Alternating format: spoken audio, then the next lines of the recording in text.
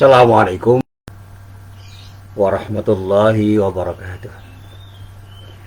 Alhamdulillahilladzi arsala rasulahu bil huda wa dinil haqq liyudhhirahu 'alad dini kullih wa kafa billahi syahida. Asyhadu an la ilaha illallah wahdahu la syarikalah wa asyhadu anna Muhammadan 'abduhu wa rasuluh.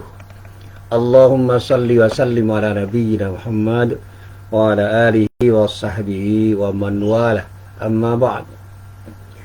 Para jamaah yang dirahmati Allah, alhamdulillah pagi ini kita bisa bertemu lagi. Dan sekali lagi setiap pertemuan kita selalu kita harap benar-benar menjadi pertemuan yang mendapatkan ridho dari Allah Subhanahu wa ta'ala. Amin. Para jamaah yang dirahmati Allah, pagi ini saya ingin sekedar mengenang kembali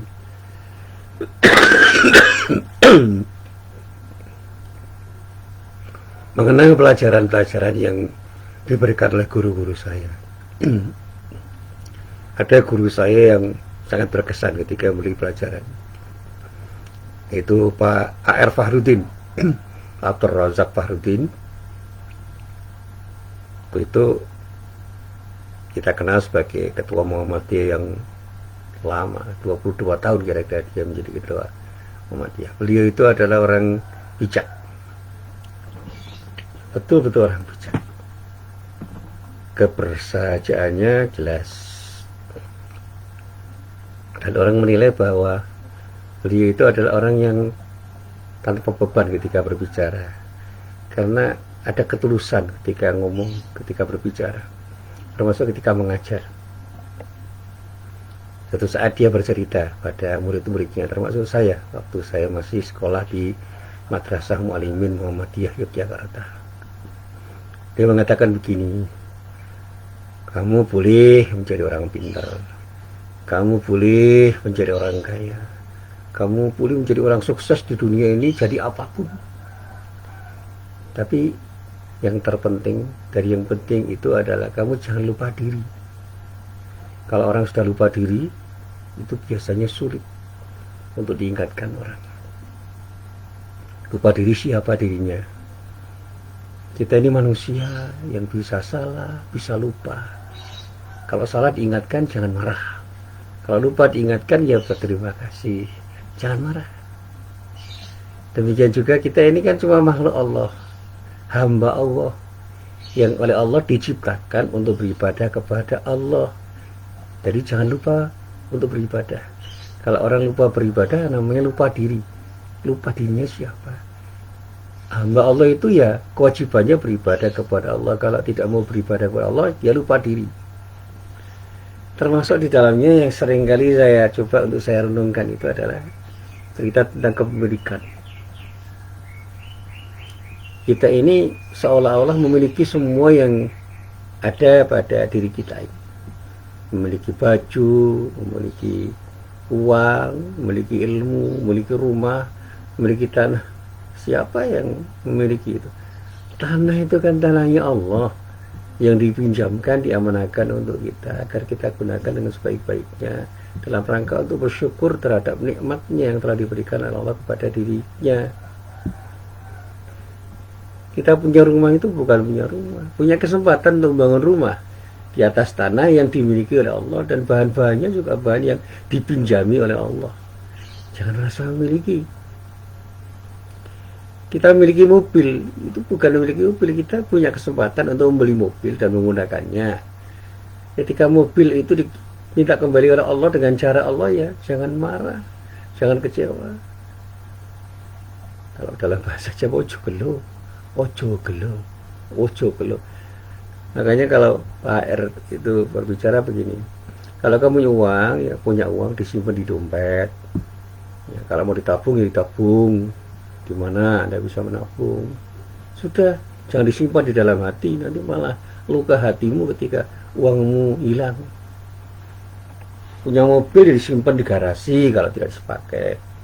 Jangan disimpan di dalam hati, nanti kalau mobilmu tabrakan, peyok, hatimu ikut peyok. Bahkan yang nabrak bukan kamu yang kecelakaan bukan kamu, mobilmu peyok, hatimu ikut peyok. Artinya ketika mobil rusak, hatimu ikut rusak karena kamu merasa memiliki.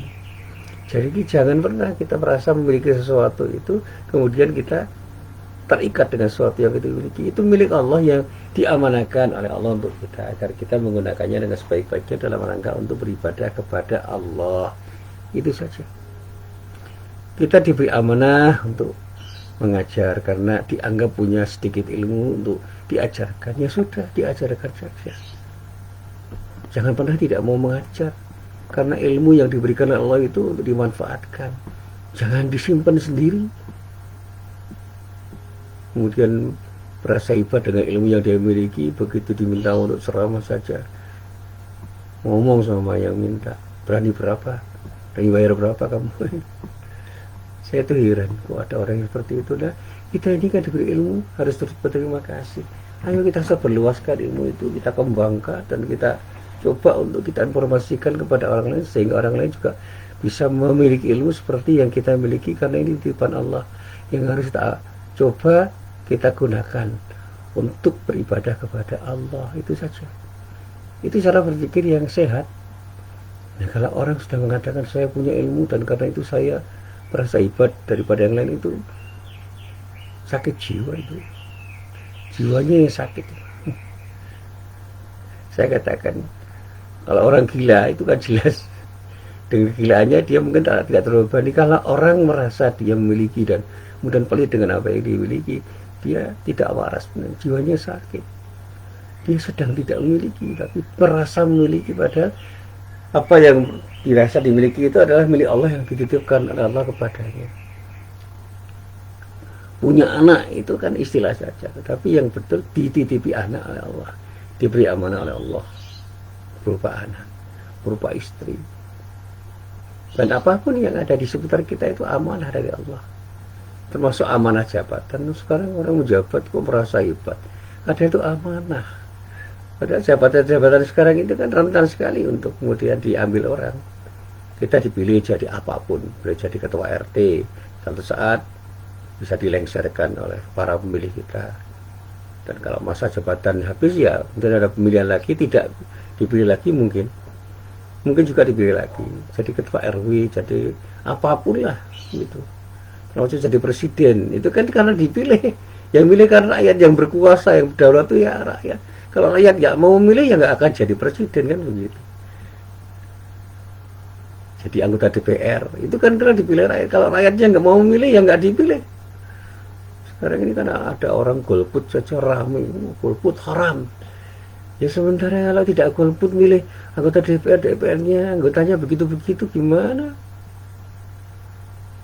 Mereka mau milih, yang dipilih begitu-begitu, yang tidak semuanya mau berjuang untuk rakyat yang memilih. Ya gimana mau memilih orang-orang seperti itu yang tidak bersikap amanah? Ya malas lama-lama. Makanya ketika ada orang golput itu saya cuma tersenyum. Saya tidak pernah berkampanye apapun, tapi saya punya sikap untuk menghargai semua pilihan itu. Mau milih yang itu monggo, milih yang ini monggo, milih yang berwarna merah monggo, berwarna biru monggo, hijau, kuning, kelabu monggo. Tidak mau milih yang monggo itu hak mereka kok. Jadi gak usah marah. Apalagi ketika ada teman-teman saya mengatakan begini, untuk apa sih Pak saya memilih? Toh yang dipilih belum tentu amanah.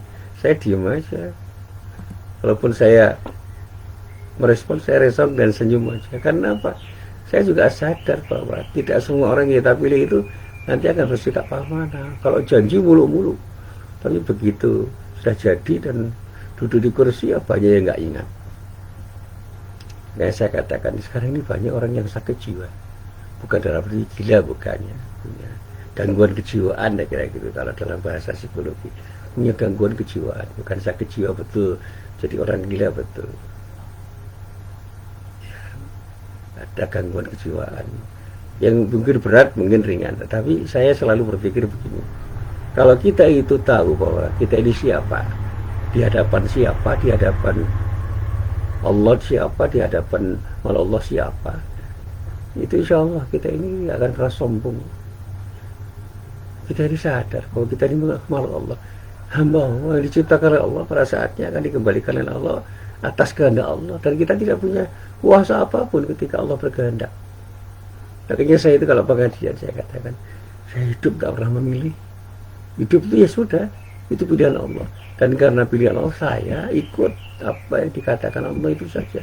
Syariat Allah saya ikuti, karena itu pilihan yang tidak bisa kita katakan tidak.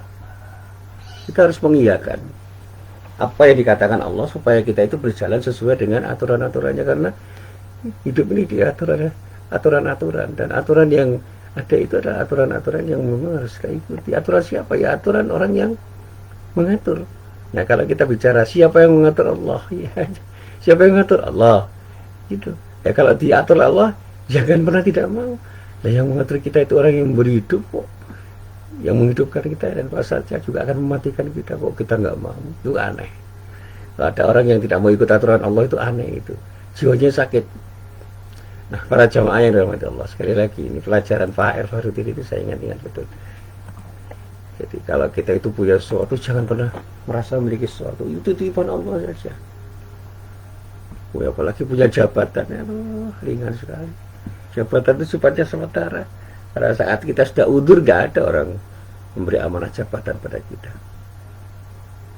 Nah para jamaah yang dirahmati Allah, terkait nasihat HR Farudin dan juga guru-guru saya semua anak dengan nasihat beliau Pak R. Farudin itu, saya ingat ketika membaca kembali ayat Al-Quran yang terdapat pada surah Ali Imran, tepatnya pada ayat 16.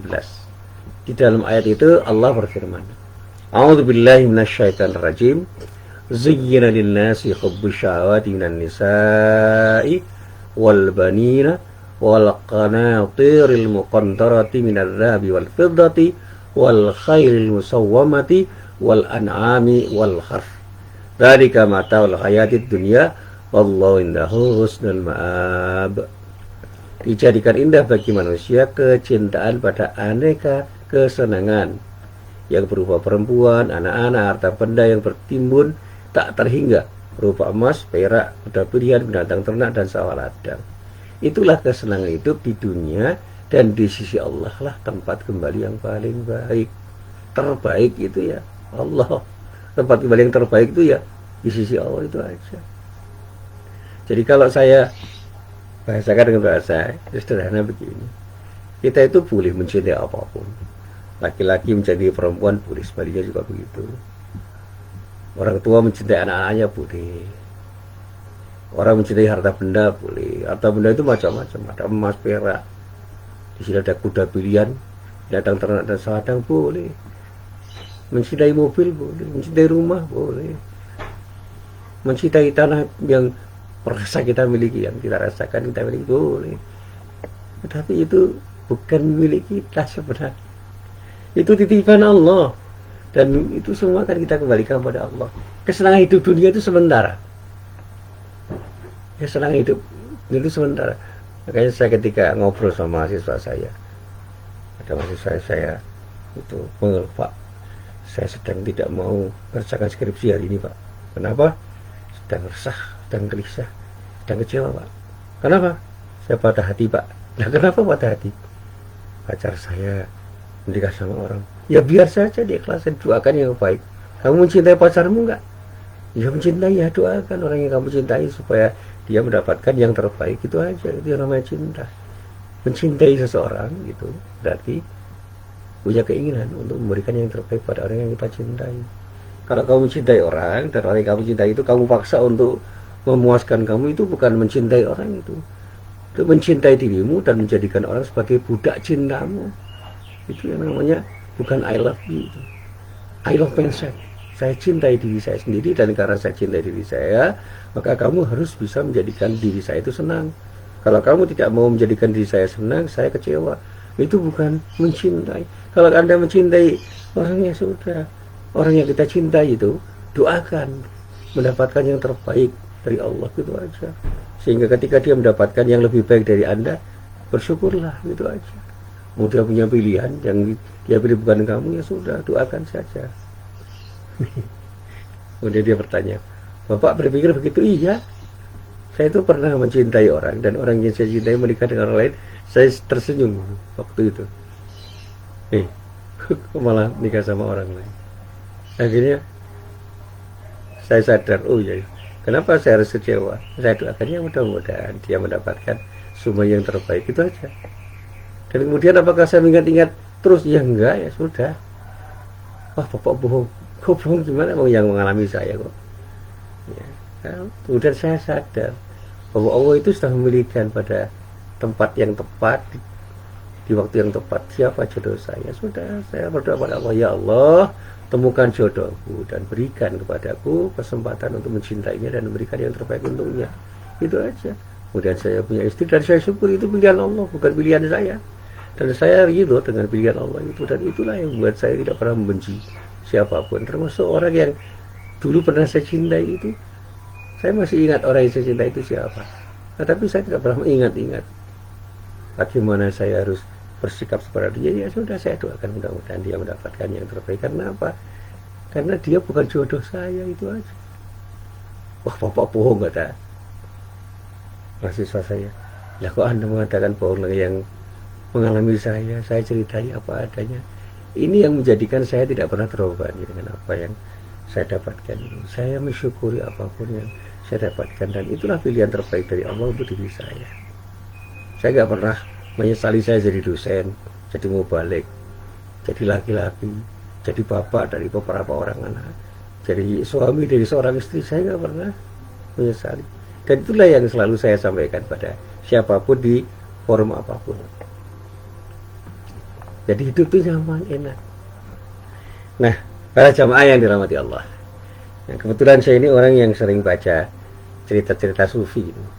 Jadi dalam sebuah kisah anekdot dari Idris Shah, itu diceritakan bahwa satu saat di sebuah perjalanan Nasruddin, ya, Nasruddin itu nama yang sangat dikenal dalam dunia sufi. Nasruddin itu mampir di sebuah masjid untuk istirahat. Jadi sekali waktu Nasruddin itu mampir di sebuah masjid untuk istirahat. Nah, pada saat itu dia menambatkan keledainya yang disayanginya, betul-betul keledai kesayangannya, di halaman masjid dia tambatkan gitu. Jadi tidak diceritakan apakah diikat di mana, ikatannya itu kuat apa tidak, tapi dia tambahkan saja. Kalau dalam bahasa sekarang diparkir lah gitu, dia parkirkan keledainya itu di halaman masjid. Kemudian dia mengambil air wudhu untuk sholat sunnah. Nah, lihat sejenak, ya, begitu Nasruddin setelah sembahyang, setelah saya sholat, ya, setelah saya sholat, ya istirahat sejenak. Dan dia tidak pernah berpikir bahwa tempat yang dia duga paling aman itu justru paling rawan tidak kejahatan. Jadi di situ tempat di mana dia itu menambatkan keledainya itu adalah tempat di mana di situ banyak sekali peristiwa kehilangan, peristiwa kecurian. Pencurian itu terjadi di situ berkali-kali. Dan Nasruddin menyangka bahwa tempat itu paling aman dari tindak kejahatan. Dia husnudon saja. Dan itulah yang terjadi ketika ia melihat ke halaman masjid. Ternyata keledainya sudah nggak ada, keledainya lenyap, hilang. Nah, Nasruddin sebagai pemilik keledai kan ya mencari ke sana kemari, mencari ke sana kemari, ya nggak ketemu, sia-sia.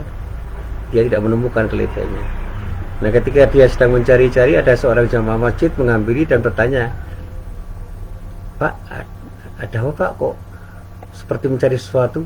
Nah, Nasruddin cerita pada orang itu apa adanya.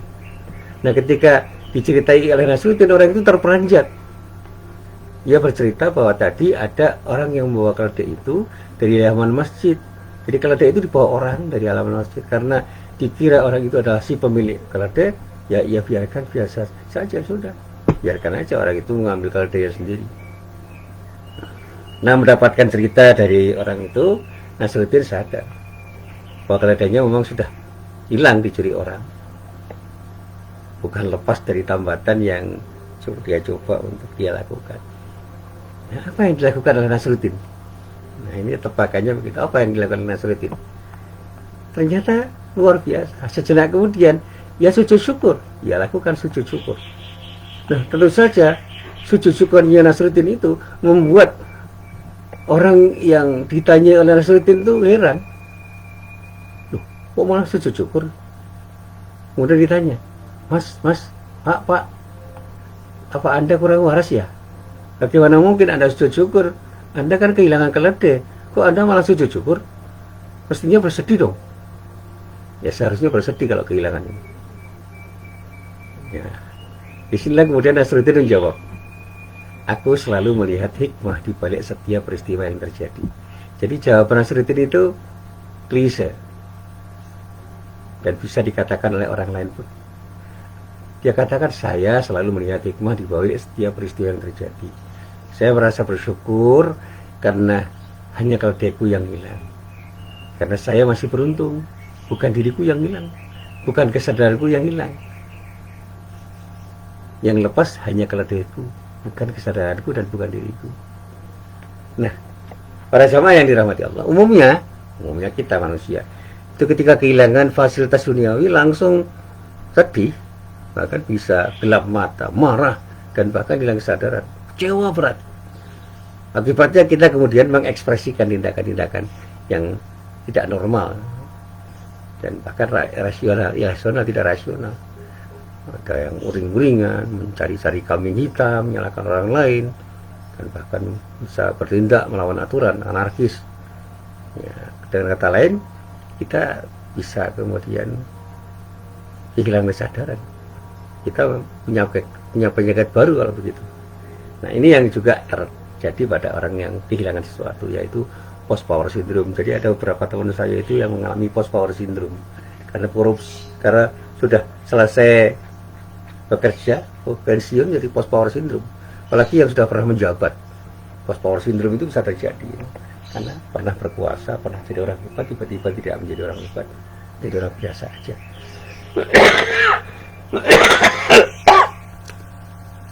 Mantan dosen, mantan guru, mantan kepala sekolah, mantan direktur, mantan dekan, mantan rektor, mantan pejabat-pejabat yang mengalami post power syndrome banyak. Dan ini yang disebut dengan ya, gejala kejiwaan yang kurang baik. Bukan penyakit jiwa, gangguan kejiwaan, post power syndrome. Nah, kadang-kadang memang kesadaran kita itu hilang bersamaan dengan hilangnya fasilitas dunia kita. Apapun, motor, rumah, tanah, apapun yang rasa kita miliki, yang kita rasakan kita miliki. Dan kalau kita pernah belajar sedikit tentang psikologi, ada teori klasifikasi yang disebut oleh Erich Fromm. Nah, kalau kata Erich Fromm, kita termasuk orang yang bermodus eksistensi memiliki, bukan menjadi. Kita ini bisa menjadi orang yang bermodus eksistensi memiliki, bukan menjadi. Nah, bagi orang yang bermodus memiliki, yang terpenting dalam hidup ini adalah memiliki sesuatu, titik. Pokoknya saya harus memiliki sesuatu, tidak menjadi sesuatu. Jadi kalau saya memiliki jabatan, puas, tapi tidak menjadi pejabat yang betul-betul menguasai apa yang kita miliki itu, kemudian kita gunakan dalam rangka untuk berbuat baik. Jadi yang penting memiliki. Jadi orang bisa berebut jabatan dengan cara apapun, yang penting memiliki, tapi tidak bisa mendapatkan sesuatu dari apa yang dia miliki itu untuk berbuat baik. Jadi yang terpenting dalam hidup itu adalah memiliki sesuatu, titik. Nah, maka ketika sesuatu yang dia miliki itu hilang, serta-merta dia kelimpungan. Dia tidak pernah menjadi dirinya sendiri, menjadi diri yang mandiri dan bebas dari segala bentuk ketergantungan, sehingga bisa memungkinkan untuk memahami setiap kenyataan hidup dalam rangka dan kerangka proses dan pengalaman.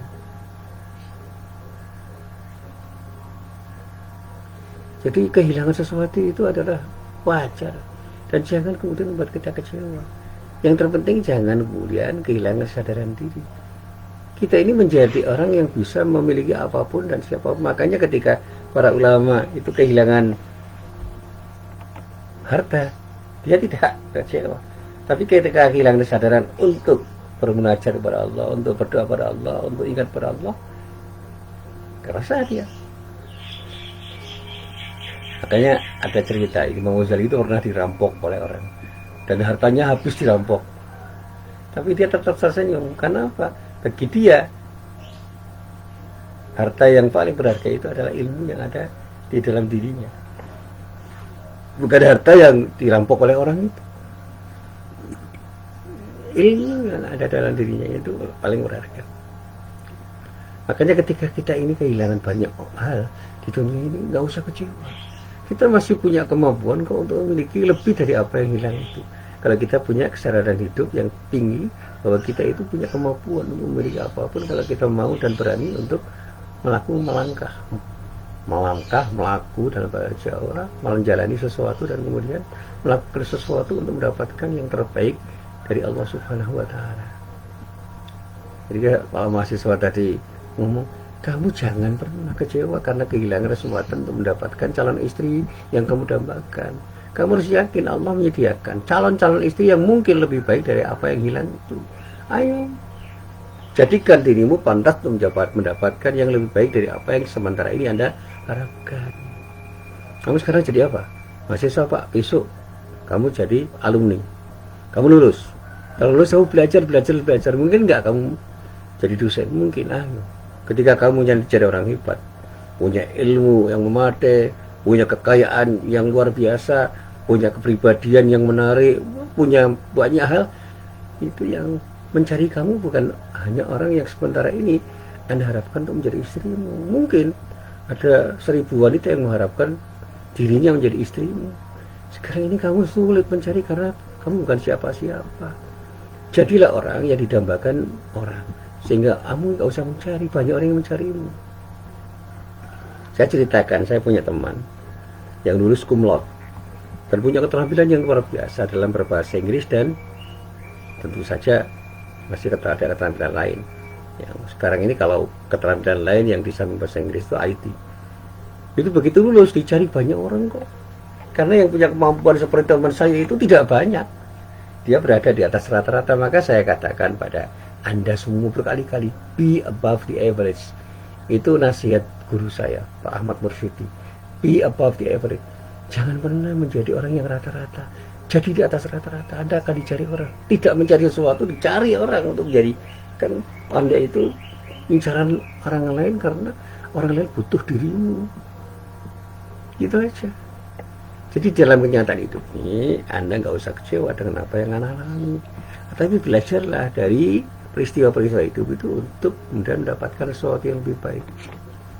Nah, para jamaah yang dirahmati Allah, seperti yang saya ceritakan tadi, kalau ada orang yang kecewa ketika kehilangan sesuatu dan kemudian bahkan dengan kecewaan itu dia bisa melakukan tindakan yang tidak rasional, dia berpenyakit. Nah, penyakit seperti ini lebih berbahaya daripada penyakit-penyakit biasa. Bahkan kata para psikolog, lebih berbahaya dari hilang ingatan, dari sakit jiwa. Sebab kata Rasulullah, orang yang mengidap penyakit seperti ini disebut dengan hakul majnun, benar-benar gila, gila segila-gilanya, gila otentik, gila absolut, hakul majnun. Dia memang waras kelihatannya, tetapi sebenarnya jiwanya sakit. Kelihatannya biasa-biasa aja, baik-baik saja, tapi sebenarnya jiwanya sakit karena dirinya terpenjara, diperbudak oleh materi dan tubuh dirinya sendiri, diperbudak oleh nafsunya. Kita jangan pernah mau diperbudak oleh dunia seisinya. Kita ini pemilik, bukan yang dimiliki. Kita harus sadar bahwa kita ini yang memiliki, bukan dimiliki. Gitu. Kita yang menguasai, bukan dikuasai. Kalau kita dikuasai mobil kita, rumah kita, harta kita, habis kita ini. Hawa nafsu itu bukan diciptakan oleh Allah untuk menguasai diri kita, tapi dikendalikan, dimanage. Syahwat itu boleh saja dimiliki oleh semua orang. Syahwat untuk apapun, syahwat makan, syahwat minum, syahwat politik, syahwat apapun boleh, tapi kendalikan syahwat itu agar kita melangkah dengan langkah yang tepat. Nah, karena itu saya katakan, seorang itu harus sadar bahwa kita ini adalah pemilik dari semua yang ada di dunia ini, karena kita mewakili kepentingan Allah untuk menjadi khalifah fil ardh. Kita memang tidak benar-benar sedang memiliki, tapi diamani untuk mengatur semua yang diserahkan oleh Allah untuk kita manage dengan sebaik-baiknya.